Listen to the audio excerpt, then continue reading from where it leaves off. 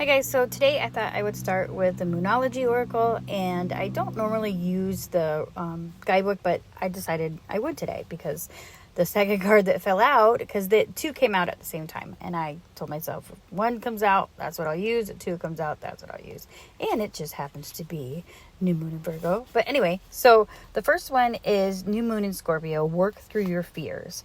And what I want to focus on is the teaching. The teaching says Scorpio is the sign of death and rebirth, magic and shamans. Its energy is a little bit dark, occult, even scary. Not all of us like to face the shadow, but Scorpio demands it. In fact, it's through working through your dark side that you can get to the light. And the new moon in Scorpio and the appearance of this card at any other time suggests you need to do that now.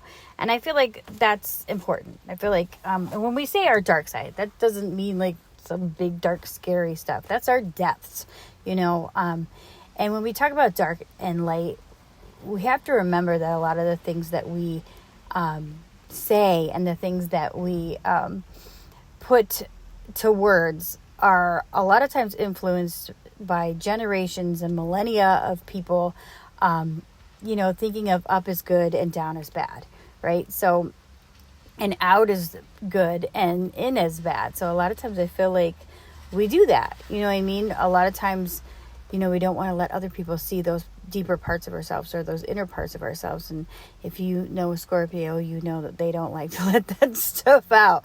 Anyway, so I feel like this is important for somebody. And then we'll go to the new moon in Virgo, which, maybe this is saying that this is an important time right now. This new moon that's coming up. So I would pay attention to that if you're feeling that. And so I see like the green and the bluish purple. I guess, I don't know what color you would call that. And it makes me think of Beetlejuice, old school Beetlejuice. Sorry, I have some issues with, when they take stuff and change it. I got a problem. But anyway, so the message with this is a time to give rather than take. And I don't know, I feel like I'm being called to read like the little side messages, like attune with the moon, recommit to healthy morning and evening routines, and the additional meanings for the card. The gradual improvements are coming. Pay attention to detail if you want success without being pedantic. I can't say that word. Be of service to others, and love and money will follow. And also, the person you're asking about is reliable. So I don't know why I felt the need. Oh, I think I know why. Because the end card of the tarot is the Knight of Cups, which represents, somebody who is reliable, but, emotionally reliable. Somebody that, is a family person. So anyway, that's a message for somebody. I don't know who, but there you go. So anyway, we'll go to the tarot, and we have Temperance, because Temperance just loves to pop up in my readings, and it hasn't for a while, so it's coming back. But we have Temperance and Death, which is amazing because Temperance comes after death, right? And then I love how in this deck, Death is Kali Ma, because it talks about, how people kind of look at death, and sometimes people look at Kali Ma as like a fierceness, but it's a fierceness because of the depth and the quality of the transformation that needs to happen. With Kali Ma, like she's stepping on the soldier, and death is bad. It's but it's because for the love of the others that the situation is affecting, right? So it's kind of like with Scorpio, so I'm leaning on the Scorpio in these ones. I don't know why, but I feel like it's saying that right now we need to have patience, and we've gone through this huge transformation, right, with the death, and this is somebody who, or a collective, we kind of come to terms, I think, with our emotionalness, our deep seated emotions that maybe we don't like to let out so much. But we've kind of come to terms with that, I think. Even the good and the bad, the things that come up and spark us into knowing things about ourselves, right?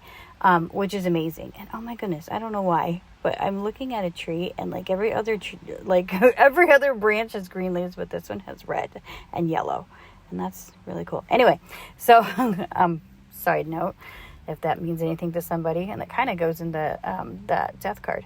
But with temperance is about patience. It's also about alchemizing. It's about allowing the things to become, allowing the things to settle when we've gone through this rapid transformation into what they are, allowing things to be. And she's also pouring water into water, right? So she's mixing, the elements of water, but she's, firmly grounded on the land. So this is somebody who is able to work with those emotions, right? They're able to transmute those emotions and allow them to flow back and forth in a grounded way. And I feel like maybe this is somebody's lesson. Maybe they were able to come to terms with who they really are inside and understand that, there has to be a balance. But, the deep stuff has a purpose and a value too. And then we go to my column of, what we need to work on, what we need to,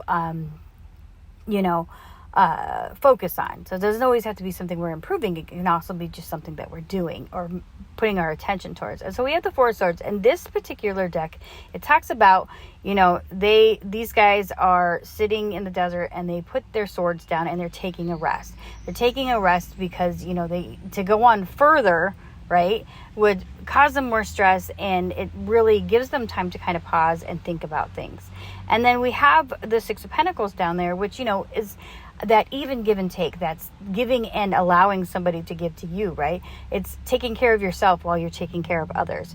And I feel like this is really saying, give yourself a rest because you've been through a lot. If you look over there with our Crystal Angel Oracle, Rhodochrosite, I'm probably saying it wrong, but Rhodochrosite, it says, be gentle with yourself. You've been through a lot and need time to heal and recover. And I think that's important. There's also a lot of gold and red. Well, I don't know. And there's so many rainbows in this too. So maybe that means something to somebody. I also feel like that can represent having balanced chakras. Like, you know what I mean? You're a balanced person. There's a lot of things that kind of brought us this understanding. And I think that that's allowing us to be balanced within, which allows us to kind of focus that balance on the outside too. How are we balance our inner selves with the outside? We're doing, but we also are taking the time to do on the inside. And it definitely with this Four of Swords, taking that time to look within, but also being fair with yourself and others in the time that you're spending, right? Because, we're of this world. And if you have other people that depend on you, maybe you have kids or family or, just you're in a relationship, you want them to give to you, you got to allow them. You got to give to somebody else. You got to allow them to give to you as well. And then we have our third column, which is the Queen of Pentacles. And she's back in here again. She was here, was it yesterday? I can't remember. But she's been around. She's hanging out. Anyway. And so we have the Ace of Wands. So the Queen of Pentacles, this is our column of assets, of skills or people or energy that we can use to kind of help, like things in our environment that allow us to do our best in whatever the situation is. So we have the Queen of Pentacles, whether this is somebody that is in your life or these are qualities that you possess. I feel like with this Ace of Wands, it could very well be somebody that is sparking your interest, if you get my point. But it also could be somebody that has, the ability to do that, even in give and take. That ability to take care of herself, but also take care of others, right? That understanding of the magic of life, because she's a very earthy sign. Understanding the power of transformation within, but also integrating that into your daily life and using that to kind of, give yourself your transformation that you need and be your best self so you can help others. And with this Ace of Wands, maybe this is something like this is a new spiritual opportunity, or this is something that's kind of giving you like a spark to kind of help you have this passion, right? This is a passion that's kind of allowing you to go on in this journey, which journey is one of my Herbal Astrology cards today. Check that out. And then, so my last column is kind of like, it's not so much an outcome. I always kind of think of this as kind of like the next step, what we're kind of, what we're moving into the next thing. So, all this that we have been doing or that we are doing is kind of leading to this, which leads to other things because it never ends and it goes on forever, right? Anyway, so we have the Princess of Swords, which is the Page of Swords, and we have the Knight of Cups. So to me, this feels like again, balance. And this is somebody who, with the Page of Swords, this is somebody who is, passionate about, learning new things, and they're sharp-witted.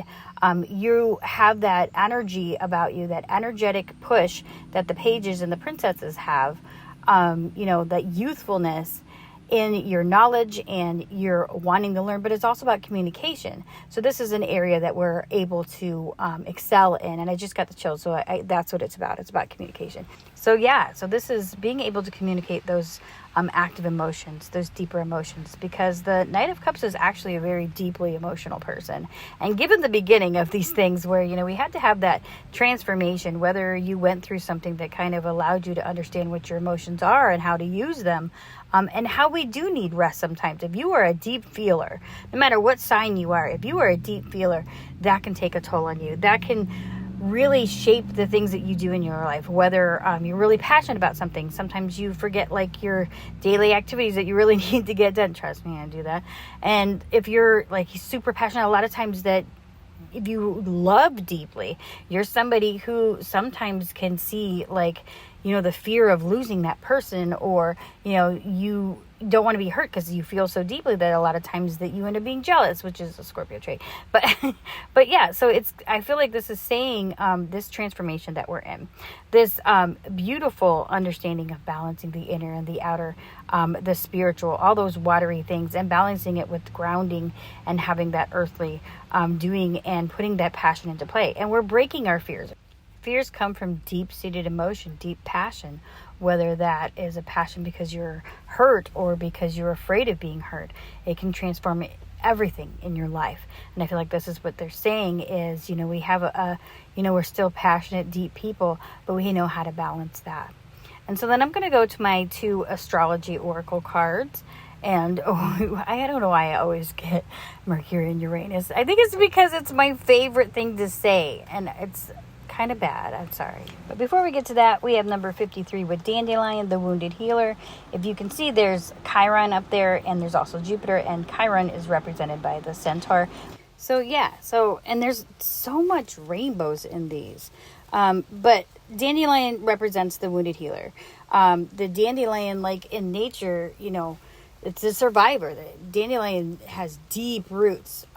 This is a plant that when you go to pluck it from its roots or whatever, you have no idea how strong and deep those roots are. So I think that's significant. And if you see the yellow color of the dandelion, and even in the seeds when they blow into the air, it's like, there's that element of sky to upper world to underworld. It's that wholeness, being able to transmute all of that.